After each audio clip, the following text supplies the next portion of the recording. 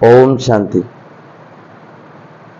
एक कहानी के माध्यम से जानेंगे हम कि कोई कुछ लेकर नहीं जाता, ना कुछ संस्कार लेकर जाता है और संस्कार लेके आता है, लेकिन धन दौलत कुछ भी साथ में नहीं जाता। तो कहानी इस प्रकार है कि एक सेठ था, वो 1 रुपये भी खर्च नहीं करता था। उसके बहुत सारी फैक्ट्रियां भी थी और कारखाने भी थी, कई दुकान भी थी। बहुत अच्छी तरीके से वो धन कमा रहा था, लेकिन 1 रुपये भी खर्च नहीं करता था। अब अपने मंत्री को बुलाया और मंत्री को कहा, मंत्री आज सारा पैसा का टोटल करो कि हमने कितना पैसा कमा लिया है और कितने पीढ़ी तक हमारे बच्चे खा सकते हैं, इसका तुम टोटल करो। तो उन्होंने कहा, मंत्री ने टोटल किया और कहा कि महाराज 3 पीढ़ी तक ही तुम और तुम्हारे बच्चे ही खा सकते हो, इतना इकट्ठा हो गया है। तो उसने कहा, सेठ ने, कि 3 पीढ़ी तो बहुत कम है, कम से कम 10 पीढ़ी तक कमा कर जाऊं, इतना तो होना ही चाहिए। ये सोचकर बोला कि कहीं मुझे ऐसा कोई संत बताओ जिसके द्वारा कुछ सट्टा या जुआ या कुछ ऐसी विधि बताएं ताकि उसके द्वारा मुझको बहुत कुछ मिल जाए। तो उसने कहा, महाराज चलो, एक संत है, बहुत बड़ा संत है, सवेरे से और शाम तक लाइन लगी रहती है, लोग बाग बहुत आते हैं और उनको मानते भी हैं, तो उनके पास चलो। तो सेठ ने कहा ठीक है। सेठ ने अपनी पूरी गाड़ी में सब फल फ्रूट वगैरह, मिठाई वगैरह सब उसमें रख ली गई गाड़ी में, और संत से मिलने के लिए चल दिए। जब संत से मिलने के लिए चल दिए तो वहाँ पर दरवाजे के पास गाड़ी खड़ी कर दी, और वहीं पर से जब सेठ जी उतरने लगे और वो सामान जो फल फ्रूट वगैरह उतारने लगे, उससे पहले ही साधु महाराज को एक भक्त था, वो साग रोटी लेकर के उनके सामने थाली लेकर आ गए, महाराज भोजन पाइए। तो संत आराम से हाथ धोकर और भगवान को भोग स्वीकार करा कि प्रभु आइए भोजन पाइए, इस तरीके से उसने भोजन शुरू कर रहा था। तभी ही जैसे ही भोजन का ग्रास लेने अंदर की तरफ हाथ बढ़ाया, तभी तुरंत सेठ आ गया और सेठ ने कहा, महाराज क्या कर रहे हो महाराज? उसने कहा, तो बोला, महाराज आप इस भोजन को यहाँ रख दो, और हम बहुत सारे भोजन लेके आए हैं, बर्फी, पेड़े, रसगुल्ले, मिठाइयाँ सभी लेके आए हैं और सब फल फ्रूट लेके आए हैं, आप उनको खाइए।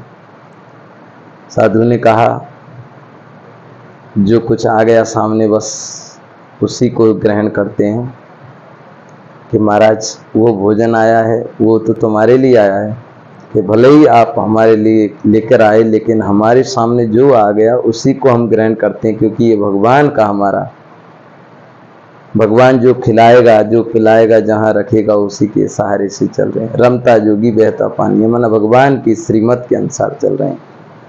तो बोल, हम तुम्हारा भोजन नहीं ले सकते और आप अपना भोजन वापस ले जाइए, हमें ये साग रोटी ही पसंद है, क्योंकि जो सामने आ गया वही भोजन है। बोल, महाराज इसको 1-2 घंटे के बाद में खा लेना, इनको रखवा तो लो। कि नहीं, एक भी चीज़ यहाँ पर नहीं रखी जाती। कि महाराज शाम के लिए? कि नहीं। कि महाराज कल के लिए रख लो, कल या परसों के लिए रख लो, क्योंकि वो जो फल फ्रूट है, मिठाइयाँ, वो खराब तो होने वाली नहीं है, और अच्छे अच्छे फल फ्रूट लाएँ महाराज, उनको रख लो। बोल, नहीं, ये सभी हम नहीं रख सकते। बोल, महाराज क्यों? कल उनको पा लेना महाराज। बोल, कल का किसका भरोसा? अगर कल हम जीवित रहेंगे तो हमारे पास आ जाएगा, इसीलिए हम नहीं रख सकते। शाम तक जीवित रहेंगे तो मिल जाएगा हमको, क्योंकि भगवान कभी भी अपने बच्चों को भूखा नहीं रखता, प्यासा नहीं रखता, इसलिए आप अपने भोजन को ले जा सकते हैं।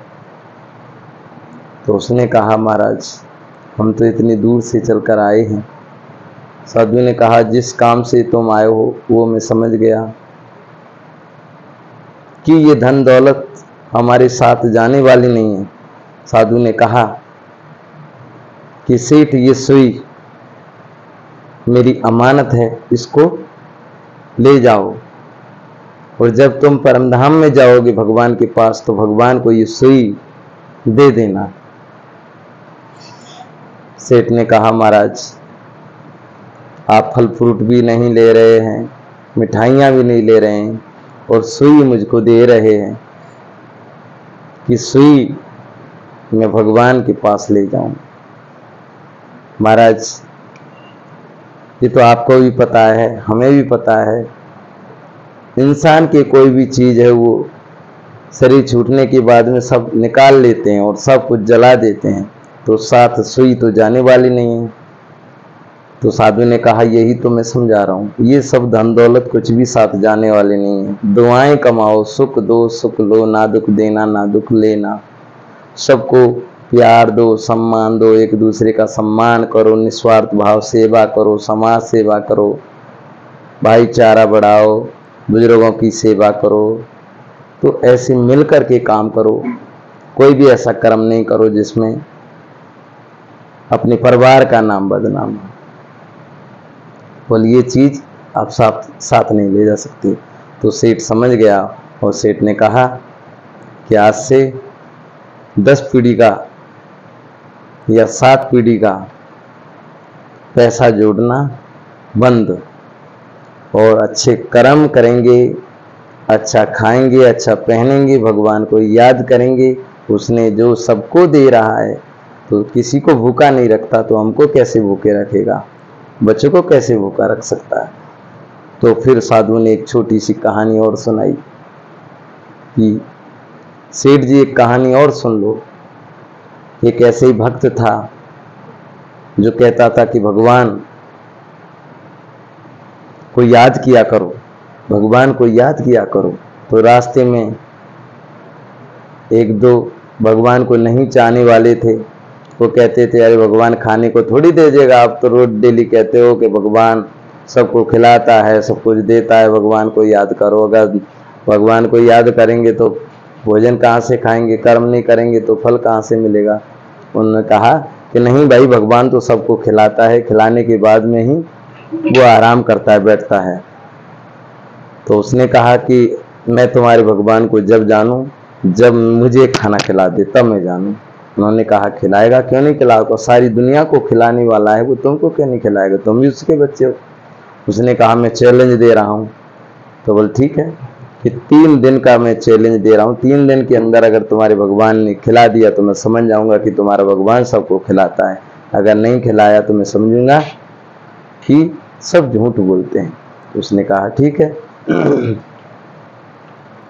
तो इस तरीके से वो जो भक्त था उसने भगवान को कह दिया भगवान आप तो सबको खिलाते हो और जो आपको चाहने वाले नहीं हैं उन्होंने चैलेंज किया है, प्रभु आप भी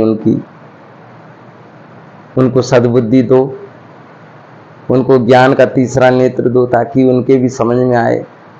तो उसने जो भगवान को चाहने वाला नहीं था वो घर पर आया और घर वाले बोले भोजन पालो, आप पानी पी लो, तो वो बोला नहीं मैं नहीं खाऊंगा। तो सब उसको जबरी करने लगे, सब बोले खा लो खा लो, कुछ तो खा लो। तो समझ गया अगर यहाँ रहूँगा तो ये सब मुझे खिला देंगे, तो बोल क्या करूँ, जंगल में चलूँ। तो वो जंगल में चला गया। तो जंगल में चला गया, बियाबान जंगल में पहुँच गया जहाँ एक बरगद का पेड़ था, नीचे कुआं था और चारों तरफ से घाट बना हुआ था। उस पेड़ के ऊपर चढ़ गया। अब एक राजा के 4 बच्चे थे और 4 बच्चे शिकार खेलने के लिए उसी जंगल में पहुंच गए थे। सवेरे से शाम तक हो गई थी, उनको कहीं भी कोई शिकार नहीं मिली थी। तो जब शाम होने को हुई तब वो सब टिफिन रख के अपना भोजन का, अपना भोजन कार वहाँ रख दिया। चारों के 4 टिफिन थे और बहुत अच्छा भोजन था। तो उन्होंने कहा भाई ये भोजन रखा है, अब भोजन खा लें हम इस बरगद के नीचे बैठकर।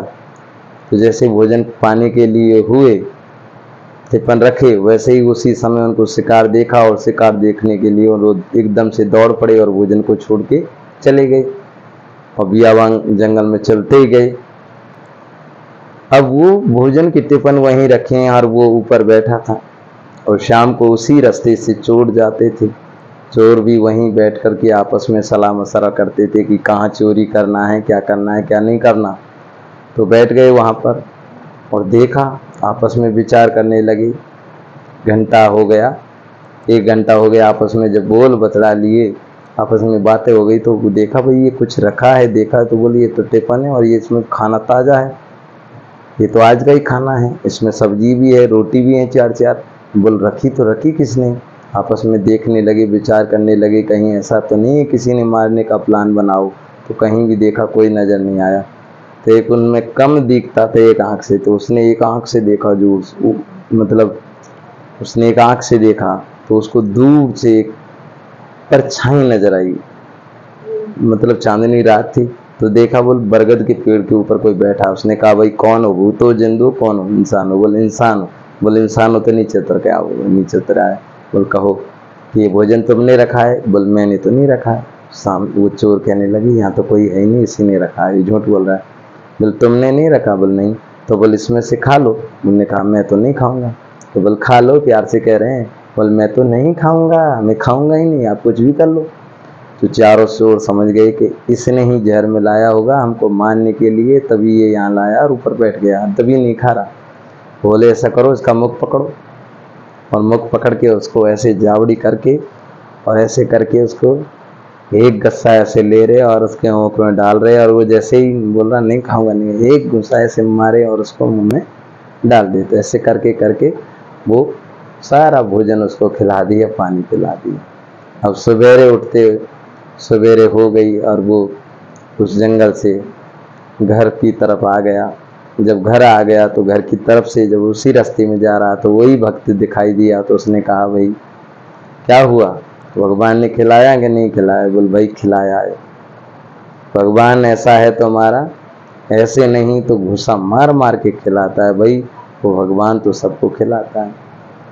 तो इस कहानी से हमें ये सीख मिलती है कि धन दौलत जोड़िए, लेकिन वो धन दौलत मत जोड़ो जिसमें हम अपने बच्चों को खिला नहीं सकें, कुछ खा नहीं सकें, अच्छे कपड़े पहन नहीं सकें। दान करना भी ज़रूरी है। सब कुछ करते हुए, जैसे आप मिट्टी है उसको जितना हाथ बीचोगे तो उतनी मिट्टी है ना इन ये जो उंगलियों के बीच में रह के निकलेगी। अगर उसको उतना रख दोगे तो नहीं, उतनी है उतनी रहेगी। तो आप जितना कंजूसी करोगे उतने ही कुछ ना कुछ कहीं ना कहीं से धन खर्च होगा, और जितना आप ऐसे रख दोगे तो वो उसी हिसाब से वो खर्च। तो कहने का मतलब ये है, कभी कंजूसी नहीं रखें और भगवान के कार्य में कुछ ना कुछ दान पुण्य अवश्य करें। कुछ लेकर जाने वाले नहीं हैं, संस्कार साथ में जाते हैं, संस्कार ही साथ में आते हैं। क्योंकि हम जो कर्म करते हैं उसका कर्म का ही फल हमें अगले जन्म का, ये जन्म का, सबको हमको ही मिलता है। इसलिए जैसे कहते हैं ना, वो फलाने देश से हम आए तो उस देश का, विदेश का पैसा यहाँ नहीं चलता, उसको क्या करते हैं, उस बैंक में जमा कर देते हैं, तो वो ट्रांसफ़र हो जाता है और यहाँ बैंक में मिल जाता है। तो ऐसे ही भगवान को, मतलब भगवान के कार्य में दान पुण्य करना और पुण्य का काम करना, तो बाबा के भंडारी में डालना, बाबा का भोग लगवाना और अनेक तरह से बाबा के घर में सेवा करना। तो इस तरीके से हम उस पैसा दान करेंगे तो वो ट्रांसफ़र हो जाएगा, अगले जन्म में हमको मिल जाएगा। अच्छा, ओम शांति, ओम शांति।